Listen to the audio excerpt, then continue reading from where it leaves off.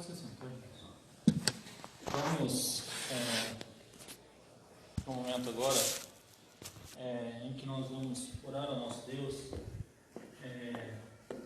confessando as nossas falhas, os nossos pecados, e pedir que Ele nos ajude nesse sentido. Eu queria convidar os irmãos para ver o livro de Hebreus, capítulo 4.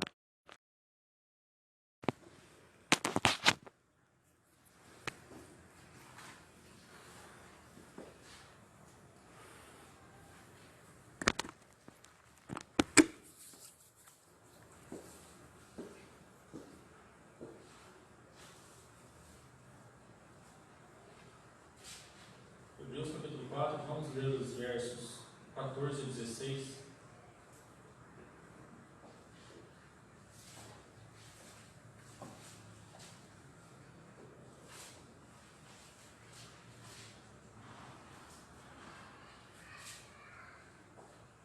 A palavra de Deus nos diz assim, em Hebreus: portanto, tendo um grande sumo sacerdote, Jesus, o Filho de Deus, que entrou no céu, mantenhamos-nos com firmeza nossa declaração pública de fé, porque não temos um sumo sacerdote que não possa compadecer-se das nossas fraquezas, mas alguém que a nossa semelhança foi tentado em todas as coisas, porém sem pecado. Portanto, aproximemo-nos com confiança ao trono da graça, para que recebamos misericórdia e encontremos graça, a fim de sermos socorridos no momento oportuno. Neste momento, vamos fazer um momento de oração silenciosa. Depois eu gostaria de pedir para que a Cléo fizesse uma oração audível, entregando nossas orações a Deus. Oremos.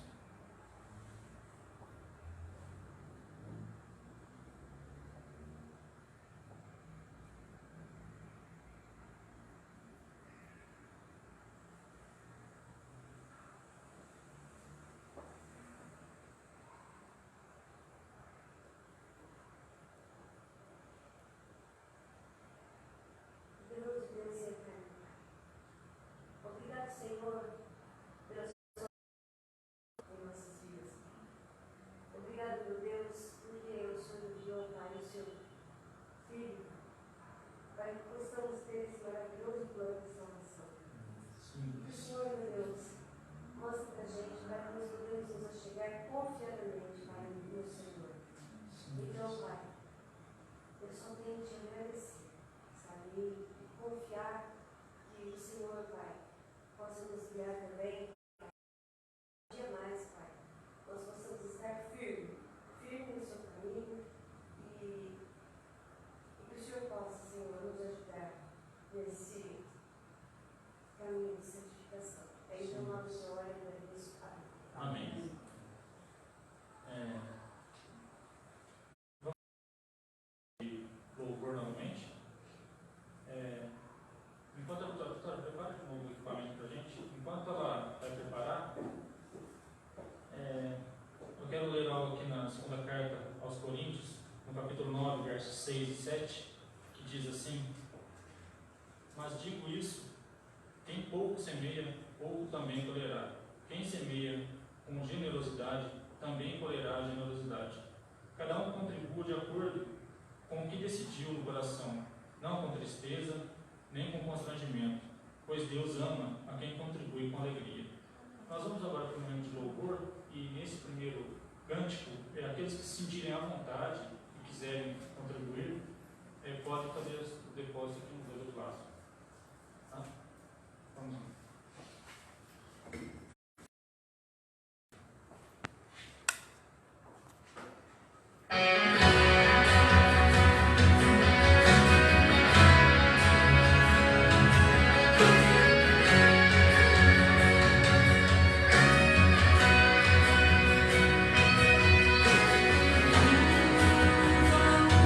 Sorry.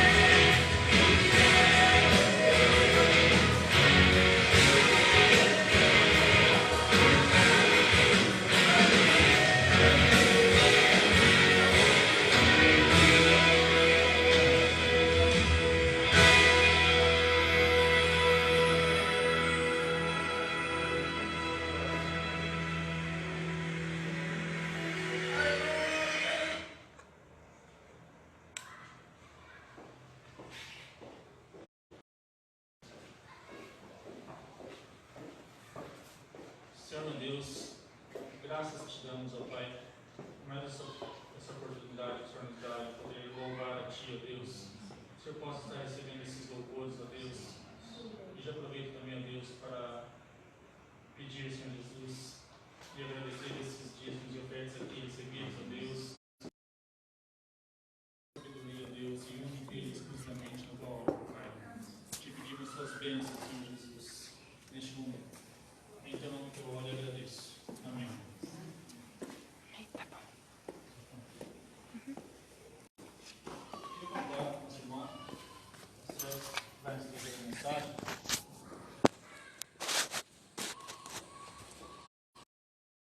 Eu queria pedir para a Natália também que possa orar pelo nosso irmão e pela mensagem que será trazida, por favor.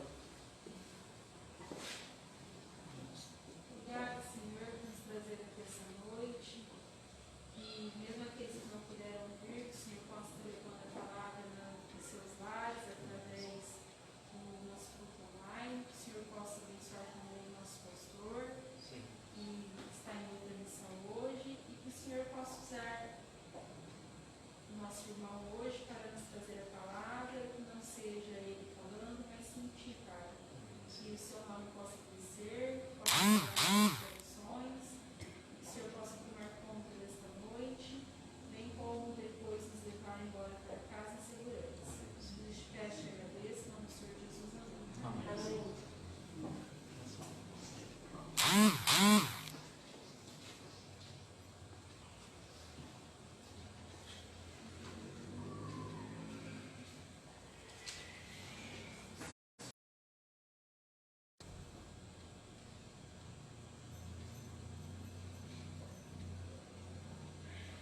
Boa noite, irmãos. A paz do Senhor, amém? Quero convidar você, antes de convidar você, eu quero me apresentar. Meu nome é César, Paulo César, eu me chamo de Paulo, outros me chamam de César. Fique à vontade. Está comigo a minha esposa, Emilene, né? Então nós somos de Andradas, somos ali da primeira igreja presbiteriana e estamos firmes e fortes, né? Na presença do Senhor. Amém? Quero convidar você agora a abrir sua Bíblia comigo em Neemias. Neemias capítulo 8. Nós vamos estar falando sobre a restauração promovida pela palavra de Deus. Nós temos ouvido na nossa igreja que nós precisamos de restauração. Nós precisamos ser restaurados pela palavra de Deus. Vivemos um tempo no qual há tantas coisas, ouvimos tantas coisas, as igrejas estão lotando de pessoas e não estão ouvindo a palavra de Deus, estão vindo para a igreja e ouvindo tantas coisas que eles querem ouvir, mas menos a palavra de Deus. É necessário que a igreja volte aos princípios da palavra, que nós sejamos o povo do livro, o povo da palavra de Deus. Há tantas heresias se multiplicando a cada dia por falta da palavra de Deus. E nós, aqui no livro de Neemias, os irmãos acharam, Neemias capítulo 8, nós vamos estar lendo todos esses versículos, são apenas 18 versículos, para nós entendermos a palavra de Deus nesta noite. Amém? Amém. Acharam? Quero convidar você a ficar em pé, em reverência à palavra de Deus. Nós estamos na presença de um Deus poderoso, um Deus que nos ama e que cuida de nós. E a palavra de Deus em Esdras, capítulo 8, do 1 ao 18, diz assim: Em chegando o 7º mês, estando os filhos de Israel nas suas cidades, todo o povo se ajuntou como um só homem na praça, diante da porta das águas, e disseram a Esdras, o escriba, que trouxesse o livro da lei de Moisés, que o Senhor tinha prescrito a Israel. Esdras, o sacerdote, trouxe a lei perante a congregação, tanto de homens como de mulheres, e de todos os que eram capazes de entender o que ouviam.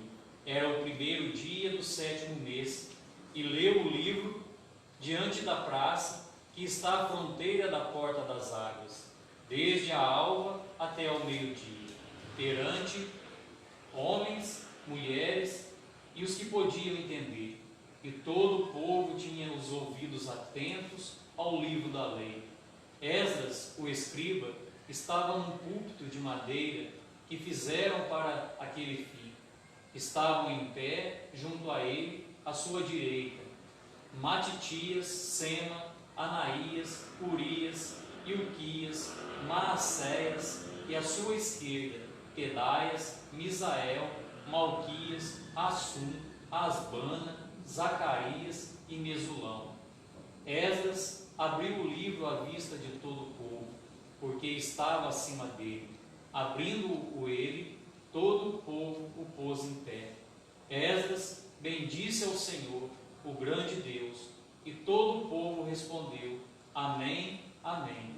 E levantando as mãos, inclinaram-se e adoraram o Senhor, com o rosto em terra.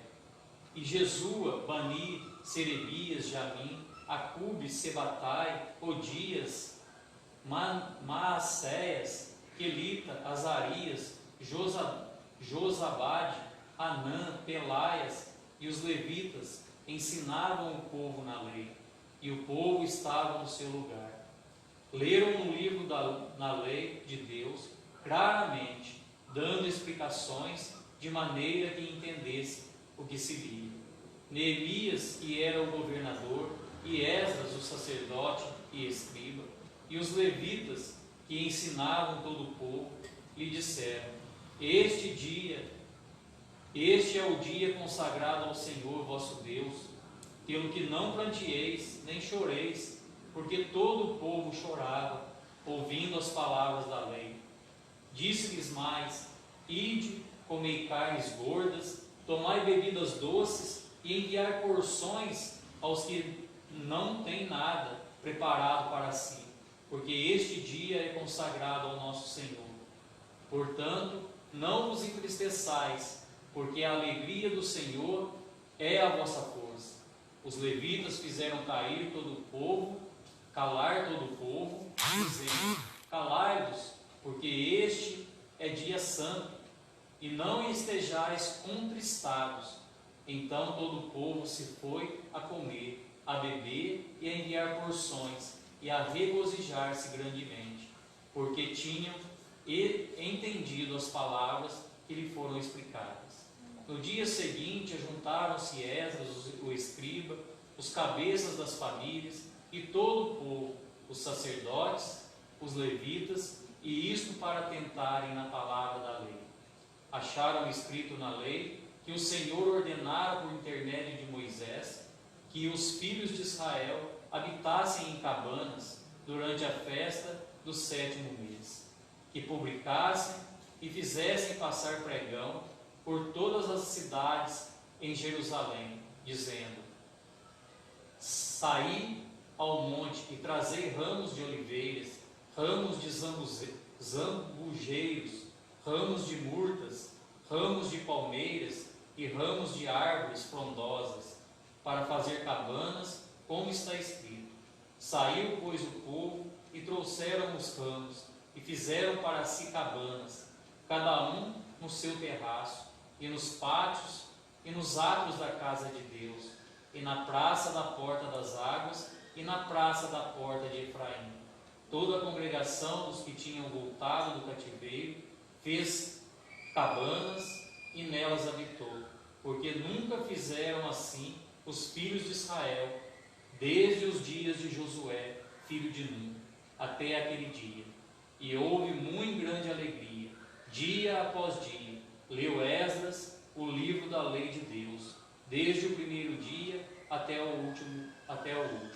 E celebraram a festa por 7 dias. No 8º dia houve uma assembléia solene, segundo o prescrito. Amém? Os irmãos podem se assentar. Aqui, se você conhece o livro de Neemias, nós sabemos que Neemias, ele foi chamado ali para reconstruir os muros de Jerusalém, que haviam sido queimados, destruídos. Ele chorou perante o rei, Ele chorou quando ouve a notícia e ele vai ali diante do rei. Ele se entristece diante do rei e o rei percebe a sua tristeza e diz a ele o que está acontecendo, né? Por que ele estava daquela forma. E ele disse ao rei que Jerusalém estava destruída e que ele queria ir ali para restaurar novamente Jerusalém. Até o capítulo 7 nós vemos a restauração dos muros de Jerusalém. Aqui no capítulo 8 nós começamos a restauração espiritual do povo. Neemias ele demorou 52 dias, ele mais toda a sua equipe, para restaurar os muros de Jerusalém.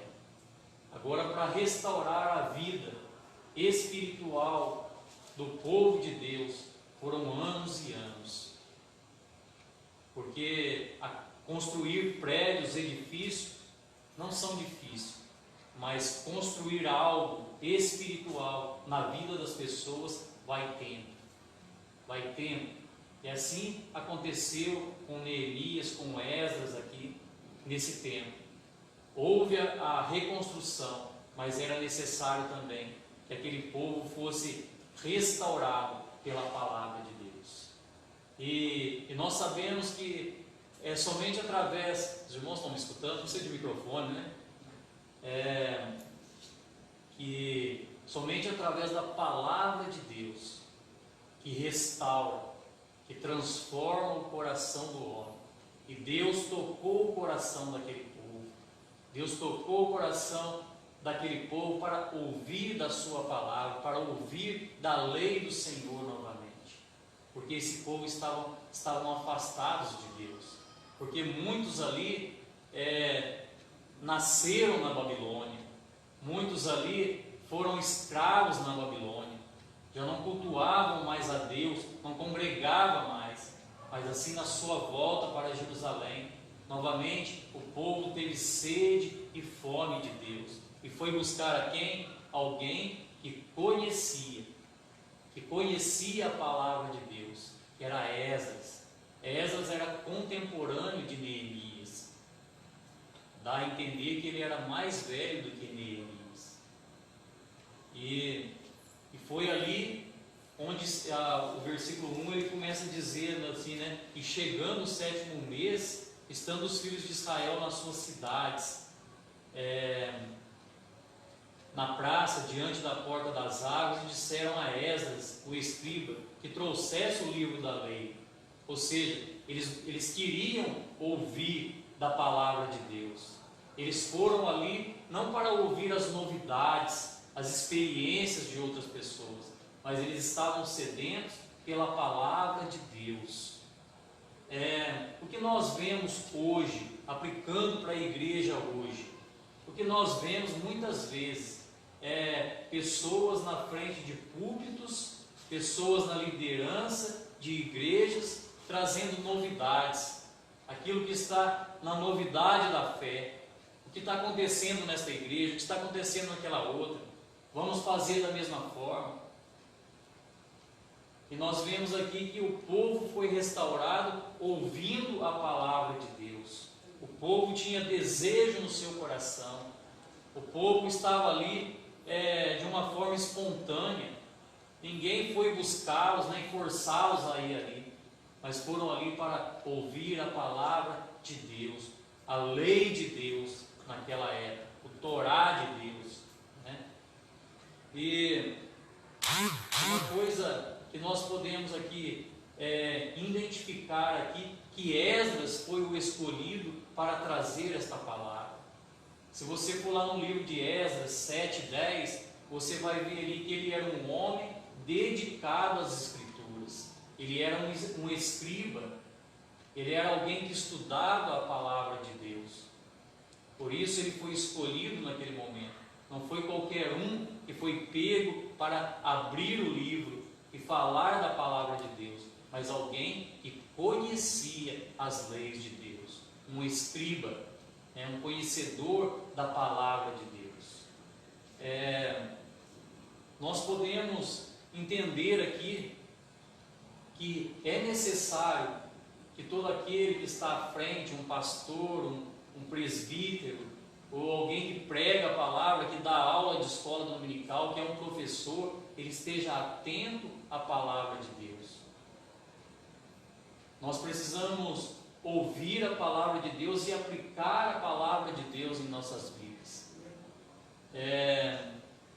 Você vê aqui que Esdras, sendo um conhecedor, conhecendo a palavra de Deus, ele abriu ali o livro e as pessoas que estavam ali ouvindo, atentos, eles ficaram desde a alva até o meio-dia ouvindo a palavra. Hoje nós podemos dizer que muitas pessoas têm coceira, ficam 1h30 num culto, eles não conseguem parar no banco, não conseguem se concentrar, igual o irmão disse, às vezes nós vamos para a casa de Deus tão vazios, não nos preparamos para estar na presença do Rei, na presença do Senhor. E este povo ficou desde a alva até o meio-dia ouvindo a palavra de Deus. E a palavra de Deus, ela começa o quê? A causar efeitos no coração daquele povo. Se você vê no versículo, deixa eu ver se eu marquei aqui, no versículo 10, na parte B, que o povo chorava, que o povo se entristecia, por quê? Por causa do pecado que havia no coração do povo. Quando o povo foi confrontado com a palavra de Deus, havia choro de arrependimento. Portanto, Esdras diz: não chorais, não plantieis, porque o dia hoje é santo, é dia de consagrar nossas vidas ao Senhor, de voltarmos a Deus. Então, a palavra de Deus leva o homem ao choro, ao arrependimento. A palavra de Deus, ela nos diz que a palavra, ela é espada, ela é cortante, ela corta como fala assim que ela é cortante os dois lados, corta os dois gumes que fala, e ela é penetrante, ela vai até no profundo da alma e do espírito. Ou seja, ela é capaz de transformar o coração do homem. Louvado seja o nome do Senhor por isso, porque o Senhor é aquele que faz a ferida, mas é aquele que cura também a ferida. É aquele que nos corta, que nos machuca, aquele que através da sua palavra, ele nos confronta a voltarmos para ele. Essa semana eu estava lendo algo interessante para nós pensarmos, que toda a criação adora ao Senhor, toda a criação celebra ao Senhor. Os passarinhos cantam, gorjeiam, a natureza celebra o Rei dos Reis. O homem é o único que está distante de Deus, que teima em não aceitar Deus como Senhor, como Criador de suas vidas. Então é necessário nós voltarmos à palavra de Deus através dessa palavra, que nos fere, que nos machuca, mas também nos cura. Em outro ponto, nós precisamos perceber aquilo que nós ouvimos, porque quando nós abrimos a palavra de Deus, ela deve ser primeiramente explicada a nós. A palavra de Deus, aqui no versículo 8, fala assim: leram no livro da lei de Deus claramente, dando explicações, de maneira que entendesse. Ou seja, a palavra de Deus, ela é simples, ela é uma palavra simples, para que nós possamos entendê-la. Há muitas pessoas que querem complicar o Evangelho e complicar a palavra de Deus. Mas a palavra de Deus, ao mesmo tempo que ela é complexa, ela também é simples. Ela é complexa para aquele, o mais sábio deste mundo, não entenda. E aquele mais simples diga: eu entendi. Eu entendi a mensagem do Senhor. Então ela é complexa, mas ela também é simples. E algo que nós vemos também na vida de Esdras, que ele, como eu já disse, que ele não buscou novidades. Ele escavou nas Escrituras, ele buscou na palavra de Deus, e o povo se arrependeu. Quando nós lemos a palavra de Deus, quando nós estamos na casa do Senhor ou em nossas casas, onde for, o momento mais sublime, o momento melhor, o momento grande para nossas vidas, é o momento no qual nós abrimos a palavra de Deus e lemos o texto. Não é o momento do louvor, não é o momento da confraternização, mas é o momento de abrirmos a palavra de Deus e lermos o texto. Por isso o povo tinha o quê? Reverência. O povo reverenciava ficando em pé para ler a palavra de Deus. Então é importante nós aprendermos isso, termos reverência à palavra de Deus, estarmos atentos à palavra de Deus. Este povo estava o quê? Atento, prestando atenção, porque o cristianismo, ele não é como o sincretismo, que nos leva à emoção. O evangelho, o cristianismo, ele nos leva o quê? A pensar, né? Ele nos leva a pensar, ele trabalha o nosso intelecto, a nossa mente, ele transforma a nossa mente. Por isso é importante nós estarmos atentos à voz do Senhor. Nós sabemos que há tantas coisas que nos tiram a atenção dentro do culto, ao ouvirmos a palavra. Vivemos um tempo de tanta loucura. Às vezes estamos aqui na casa do Senhor, na presença de Deus, louvando ao Senhor, mas a nossa mente muitas vezes está lá fora. O nosso coração está naquilo que vamos fazer amanhã, a conta que nós temos que pagar. E deixamos este momento tão maravilhoso, esse momento tão importante para nossas vidas, de ouvirmos a palavra de Deus. Então é necessário estarmos atentos à voz do Senhor. Então ler o texto é a parte mais importante do culto. Em segundo, a palavra de Deus ela tem que ser lida e ela tem que ser explicada, para que nós possamos ter o que? Entendimento. Podemos falar aqui muito tempo, mas se não tiver entendimento, vamos sair daqui vazios. Então é necessário que, ao ouvirmos a palavra de Deus, nós possamos entendê-la. Né? E isso faz parte da vida de um pastor. Ler a palavra e explicar a palavra e aplicar a palavra. Porque nós podemos sair daqui dizendo, mas e aí? Né? O que essa palavra causou na minha vida? Que efeito ela teve na minha vida? Ela não serviu para mim. Por isso a palavra é lida, explicada e aplicada em nossas vidas. Você já viu aqueles pregadores que falam assim, eu já tenho sermão, só me falta o texto. Está errado.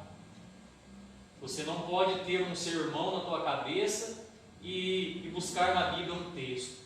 Você tem que buscar um texto e através do texto fazer o seu sermão, aplicar na vida da igreja. Quando você abre a palavra de Deus, você a escava. Às vezes você precisa cavucar um pouquinho mais, né? Porque às vezes as pepitas de ouro estão mais lá no fundo. É necessário estudar mais, comentários e por aí vai. E existe uma palavra no nosso meio evangélico, né? Na teologia principalmente. Eu nunca fiz teologia, eu estou falando, mas nunca fiz. Que você fala da exegese, né? Exegese. O que é exegese? É buscar no texto aquilo que está no texto. Isso é exegese. Eu preciso pregar aquilo que está no texto.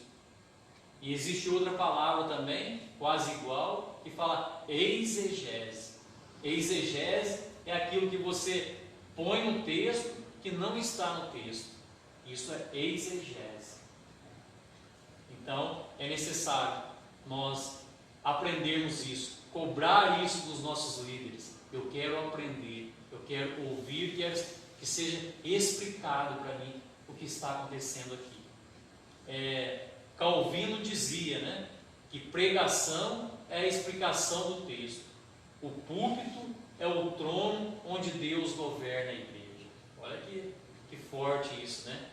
Calvino dizia que a pregação é a explicação do texto. O púlpito é o trono onde Deus governa a igreja. Bem, então nós vamos aqui ver os efeitos da palavra de Deus em nossa vida. Os efeitos da pregação da palavra de Deus. Que ela fala primeiro, o choro pelo pecado. A palavra de Deus, ela produz quebrantamento, ela produz arrependimento, ela produz choro pelo pecado. O verdadeiro conhecimento leva às lágrimas. Olha isso. Quanto mais perto de Deus você está, mais tem consciência de que é um pecador. Você já percebeu isso na tua vida? Que quanto mais perto de Deus você está, quanto mais perto você chega de Deus, quanto mais conhecimento você tem de Deus, você chega e diz: eu sou mesmo um miserável pecador. Eu sou salvo pela graça. Existe uma frase, eu não me lembro se é de quem que é agora, até um livro que eu li lá, esqueci o nome do autor. Ele fala assim, que eu sou um pecador salvo pela graça. Ou seja, o reconhecimento de Deus. Quanto mais você chega perto de Deus, mais pecador você se sente, mais indigno você se sente. E isso nos leva ao arrependimento. Foi o que aconteceu conosco um dia, não é? Nós olhamos para Jesus, ouvimos da palavra de Deus e percebemos que nós necessitávamos de Deus, precisávamos de Deus. Então houve um quebrantamento no nosso coração. Foi quebrado o nosso coração, porque nós, seres humanos, somos orgulhosos. Nós achamos que não necessitamos de ninguém e nem mesmo de Deus. Mas o quebrantamento, ele nos leva ao arrependimento. O que mais aqui? Choro pelo pecado. O emocionalismo é inútil, mas a emoção produzida pelo entendimento é parte do cristianismo. É impossível compreender a verdade e não ser tocada por ela. Foi o que aconteceu aqui, né? Eles ouviram a verdade da palavra de Deus e esta verdade tocou o coração deles. E eles choraram diante de Deus, arrependidos pelos seus pecados. Então, a palavra de Deus, ela faz isso em nossa vida. E uma coisa aqui que eu estava meditando e pensando, né, quando aqui fala assim, que a alegria do Senhor é a nossa força. Ou seja, os irmãos já perceberam isso, que quando nós estamos bem com Deus, quando estamos andando com Deus, quando estamos lendo a palavra, quando estamos adorando, quando estamos fugindo do pecado, quando estamos santificando a nossa vida, há alegria no nosso coração, porque a alegria do Senhor, ela é a nossa força. Quando nós alegramos o coração de Deus, quando nós alegramos o coração do nosso Senhor, isso também produz alegria em nós. Não dá para entender nos dias de hoje o que tem acontecido com os cristãos, com os crentes, com os protestantes. Estamos acostumando com o pecado, acostumando com as coisas lá do mundo. Tem pessoas que já não pensam mais no céu, Já não pensam mais que um dia vão morar no céu, que aqui está bom do jeito que está. Vamos levando do jeito que está. Não dá para entender aquilo que nós fazemos no começo do culto, onde o presbítero, o pastor diz: vamos orar a Deus em contrição, pedindo perdão a Deus pelos nossos pecados. Já não há mais choro pelo pecado. Já estamos vivendo quase aquilo, tudo é normal, as coisas são assim mesmo, e não é.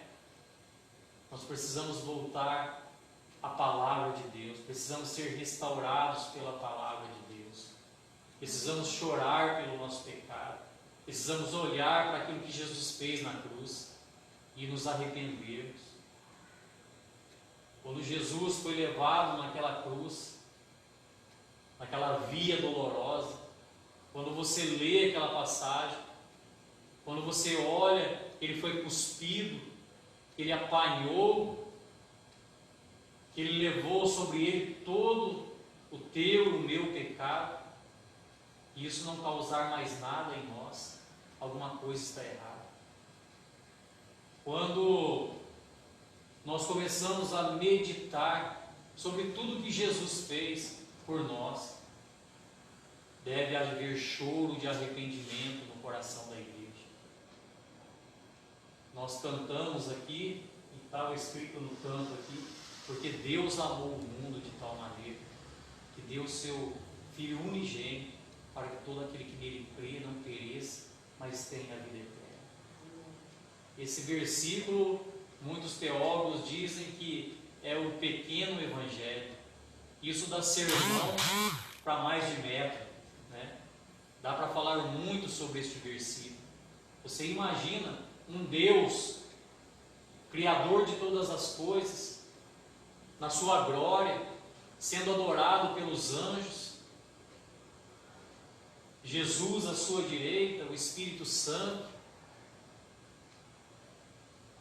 fizeram ali uma reunião, falando aqui no grosso modo, precisamos enviar alguém para morrer por aqueles pecadores, e Jesus estava ali, já era plano de Deus, morrer por nós.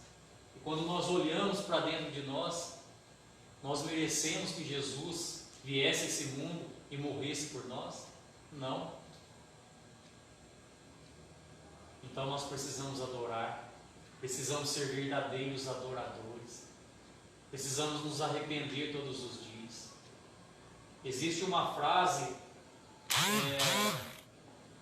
de um pastor, aquele que é da igreja presbiteriana do Brasil, como chama aquele homem lá, né? Aquele homem da barbinha, Augusto Nicodemos. Ele fala assim que a única coisa que nós deveríamos pedir para Deus é perdão. A única coisa que nós devíamos fazer todos os dias a Deus, quando nós estamos lá: Senhor, me abençoa com o carro, me abençoa com isso, me abençoa daquele. Senhor, perdoa meus pecados, porque eu sou um miserável pecador. Nós sabemos que Deus dá todas as coisas a nós, não é assim? Eu costumo dizer que tudo aquilo que nós temos a mais, além da salvação, é a mesma coisa de você comprar um carro e colocar lá um acessório. São acessórios. Nós vamos vivendo neste mundo, abençoados por Deus. Nós não falamos contra a prosperidade, nós não falamos contra o dinheiro, falamos contra o amor ao dinheiro, que é pecado. O dinheiro não é pecado, as bênçãos de Deus não são pecados, mas o maior interesse do coração de Deus é a salvação do homem. Por isso, nós como igreja, que somos salvos em Cristo, precisamos estar alicerçados na palavra de Deus.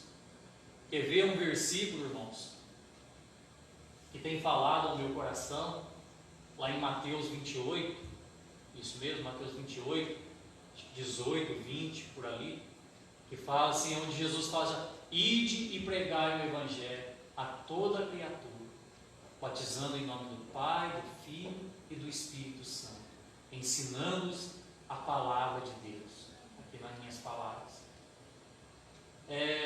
quando nós falamos que nós precisamos voltar à igreja. Uma igreja ela é chamada cristã ou evangélica por quê? Porque ela prega o evangelho, não é isso? Se nós somos evangélicos, nós precisamos pregar o evangelho. E muitas vezes temos esquecido isso. Esquecido sobre esse ide de Jesus Cristo, sobre as nossas vidas. Nós somos salvos, estamos salvos. Agora eu vou me assentar e esperar a vinda do meu Senhor. E muitas vezes não cumprimos a palavra de Deus em nossas vidas, que é de pregar o evangelho, de falar de Jesus Cristo a outras pessoas. Então, que nós possamos voltar a este princípio, né? Hoje há tantas coisas, há tantas emoções, cantores famosos, pregadores famosos, isso tudo é bom, mas isso não pode ser base para a minha vida. A base para a minha vida deve ser a Bíblia, a palavra de Deus. Eu preciso fazer para cumprir ela na minha vida. É fácil? Não é fácil. É luta cada dia? É. Todos os dias que você sai da tua casa, tem dia que você tem vontade de matar um, né? Matar dois. É assim, nós temos esse sentimento, mas nós precisamos voltar para a Bíblia, voltar para a palavra de Deus, pedir a Deus misericórdia, olhar para as pessoas com um olhar de misericórdia.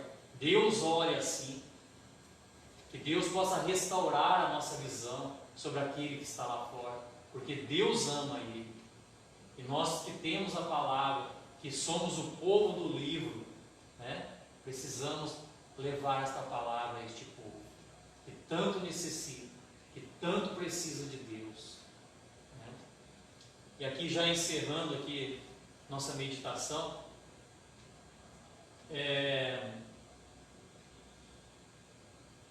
hoje em dia nós vivemos 4 graves problemas na igreja.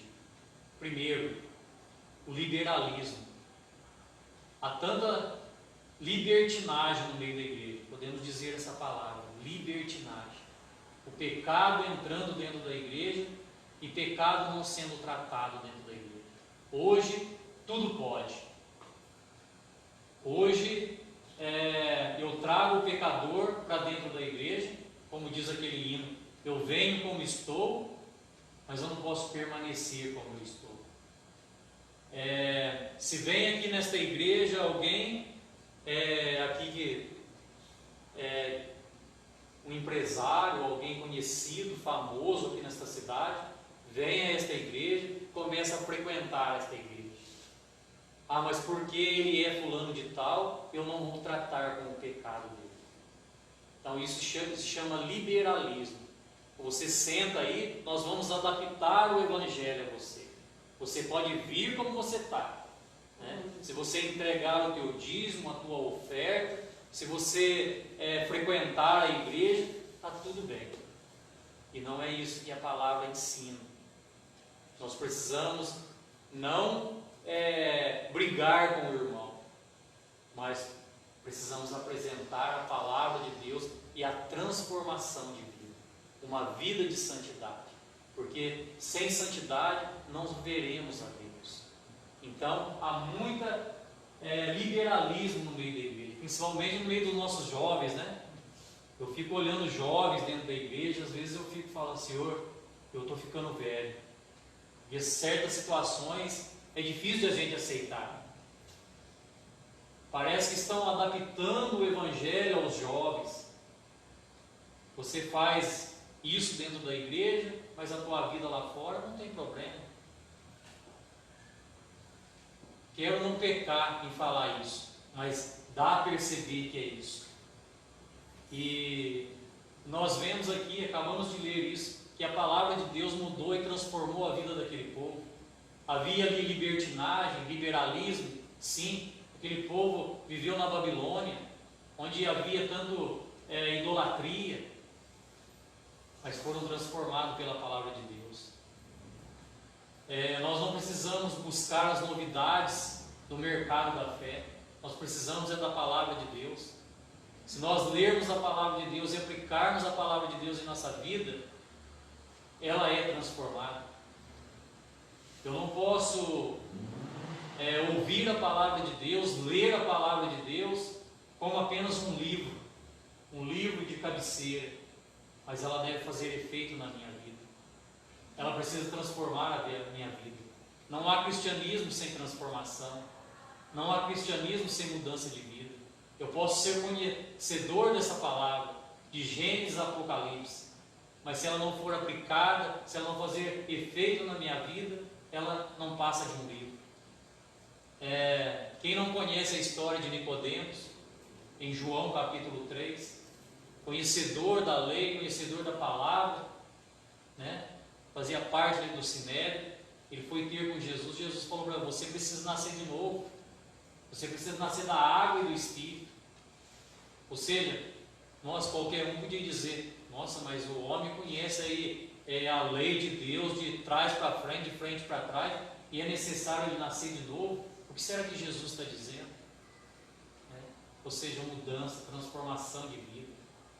Sem algo que vem do céu para nossas vidas, não há transformação. Outro problema, o sincretismo. Ou seja, quem não conhece o sincretismo, né? Isso já é antigo nas igrejas. Foi trazido para as igrejas evangélicas isso. O copo d'água, a rosa ungida. Estão vendendo até galão de água já. Estão vendendo galão de água, toalhinha. Não sei se alguém já frequentou essas igrejas. Né? Isso se chama sincretismo. Deus tem todo o poder. Deus é poderoso para fazer muito mais daquilo que pedimos ou pensamos. Não precisamos de um copo d'água ungido. Não precisamos de uma toalha suada de um pastor. Deus está acima de tudo e de todos. Né? Então isso é o sincretismo. Estão deixando as coisas de Deus, da palavra de Deus, para trazer ao homem aquilo que é palpável. Aí eu tomo a água, eu vou ser curado. Né? Às vezes eu fico pensando que Deus tem um grande senso de humor, quando Ele olha lá do seu trono. Mas olha lá o que meu filho está fazendo. Olha lá que aquele meu servo, por onde que ele está indo. Né? Você imagina se Deus não tivesse um senso de humor?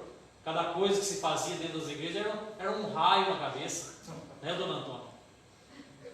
Então é misericórdia de Deus. Então precisamos ter cuidado com o sincretismo.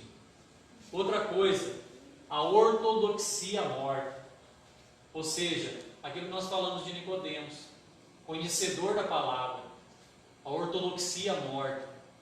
Ou seja, nós podemos conhecer a palavra de Deus, mas a gente nem se mexe no culto. Eu nem me reverencio a Deus. Quando eu venho cantar louvores a Deus, eu preciso estar com o meu coração pedindo para Deus: põe fogo no meu coração, Senhor. Põe fogo no meu coração. Eu quero te adorar com a minha mente, com o meu corpo, com toda a sabedoria. Precisamos ter esse cuidado de sermos apenas conhecedores, mas não adorar a Deus. Sermos frios, gelados. Foi lá que aconteceu com a igreja de Laodiceia, é isso? Nem és quente, nem és frio. Eu estou a ponto de vomitar-te da minha boca. Ou seja, uma igreja que conhecia toda a palavra, tinha uma ortodoxia boa, mas eram gelados, eram frios. Os irmãos percebem aqui naquilo que nós lemos, quando eles foram fazer as festas, quando disse lá que ide comer carnes gordas, tomai bebidas doces, enviar porções aos que não têm nada preparado para si. Ou seja, sabe o que Deus quer, irmão? Ele não quer um culto somente vertical, para cima, para Deus, mas Ele quer também um culto horizontal. Ou seja, se eu vejo o meu irmão com necessidade, se eu vejo o meu próximo que tem necessidade, quando eu dou, quando eu estou perto dele, que eu dou uma palavra, ou dou alguma coisa para ele comer, eu também estou cultuando a Deus. Foi o que aconteceu aqui, né? Levai aqueles que não têm nada, para que a alegria do Senhor seja para todos. Não seja somente para o rico, aquele que tem, mas que seja para todos. O culto a Deus é assim, ele é tanto horizontal como vertical. E nós precisamos observar isso. Precisamos observar esta forma de nós cultuarmos a Deus. Às vezes estamos dentro de uma ortodoxia morta. E para nós encerrarmos aqui, eu estou dando 10 para as 9, né? O analfabetismo bíblico. Porque muitas pessoas caem no sincretismo? Porque falta conhecimento da palavra. Oséias 6,4 diz: meu povo perece porque lhe falta o entendimento, porque não conhecem a palavra nem o poder de Deus. Então nós precisamos sim ter esse estudo da Bíblia, conhecermos da palavra de Deus, termos entendimento da palavra de Deus. Não é apenas lermos, porque muitas vezes é difícil você entender certas coisas do Velho Testamento. Você precisa entrar numa história, você precisa entender mais fundo, você precisa que alguém te ensine, que te explique, não é assim? E nós precisamos continuar aprendendo, conhecendo, para que a igreja não caia nisso, no sincretismo. Precisamos de conhecimento da Bíblia. Hoje, eu não sei aqui em São João, o que nós mais vemos hoje são as escolas bíblicas vazias. Não era como antigamente. Não sei se os irmãos não conhecem, os irmãos são mais velhos de igrejas, né? As escolas bíblicas eram lotadas. Muitas vezes tinha mais gente na escola bíblica do que à noite no culto. Era assim. Hoje muitas igrejas já não tem mais escola bíblica, né? Não tem mais escola bíblica. São o quê? Enganados por fábulas, por heresias. Por quê? Porque lhes falta conhecimento. Então precisamos voltar a isso, a entendermos a palavra de Deus, a conhecermos mais e mais de Deus, e não ficarmos só para nós, mas ensinarmos a palavra de Deus. Todos nós somos capazes de ensinar. Todos nós temos um versículo, todos nós temos um entendimento do reino de Deus. Amém? E os irmãos possam, durante esta semana, pensar sobre isso ou ler novamente. Nós temos aqui pouco tempo, podíamos fazer vários estudos sobre isso, né? Mas possamos meditar sobre isso, sobre voltarmos, sermos restaurados por esta palavra. Né? E assim a igreja cresce, sadia, uma igreja avivada, uma igreja alegre, porque a alegria do Senhor é a nossa força. Amém? Amém. Vamos orar? Senhor nosso Deus, nosso Pai, nós te louvamos, nós te exaltamos, glorificamos o teu nome, por estarmos na tua casa nesta noite, nesse momento tão agradável de abrirmos a tua palavra, de ouvirmos a tua palavra, sabermos que lá no passado, Senhor, homens e mulheres se quedaram diante do Senhor ao ouvir esta palavra tão maravilhosa, que transforma o coração do homem, que transforma nações, transforma reinos, tudo porque ela é a palavra que vem do teu trono, que vem do Senhor. Que o Senhor a cada dia possa transformar as nossas vidas através da tua palavra, e que ela seja alimento para nossas vidas todos os dias, e que possamos, ó Deus, pensar nela, meditar nela e aplicar ela em nossas vidas. Nos ajuda, Pai, porque somos homens falhos e pecadores. Somos falhos a ponto, Senhor, de muitas vezes não ouvirmos a tua palavra e não querermos cumprir a tua palavra em nossas vidas. Nós clamamos nesta noite para que o Senhor tenha misericórdia de nós, para que o Senhor tenha misericórdia da tua igreja, para que a tua igreja volte à tua palavra, que a tua igreja possa ser avivada pelo teu Espírito, a chorar pelo pecado, a clamar pelo pecador, a buscar o Senhor em todo o tempo. Que tenhamos um coração de verdadeiros adoradores, que são aqueles no qual o Senhor procura. Muito obrigado, Senhor, por cada vida que aqui está, pela vida dos irmãos que aqui estão, pela vida desta igreja, pelas portas abertas aqui neste lugar. Que o Senhor continue abençoando grandemente, poderosamente. O Senhor possa abençoar os vizinhos deste lugar. O Senhor possa abençoar este bairro. O Senhor possa abençoar esta cidade. Em nome do Senhor Jesus. Amém. Deus abençoe a palavra da tua irmão.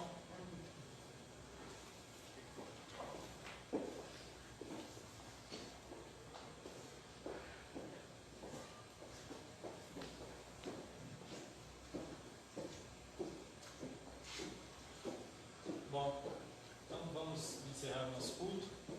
Agradecer ao nosso irmão Sérgio, sua esposa, que estiveram conosco.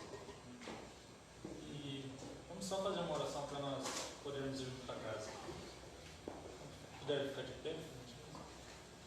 Senhor Deus, mais uma vez, ó Pai, te rogamos graças porque o Senhor nos abençoou hoje, Senhor Jesus, desde o momento em que saímos de nossa casa. O Senhor trouxe o nosso irmão aqui, usou ele como instrumento de bênção para nossas vidas, ó Pai. Te peço que o Senhor nos despeça agora, que o seu grande amor esteja conosco, Senhor. Proteja e conduza o nosso irmão com a sua esposa até a sua casa, em segurança, ó Pai, e a nós também, para nossas casas. É em teu nome que eu oro e agradeço. Amém.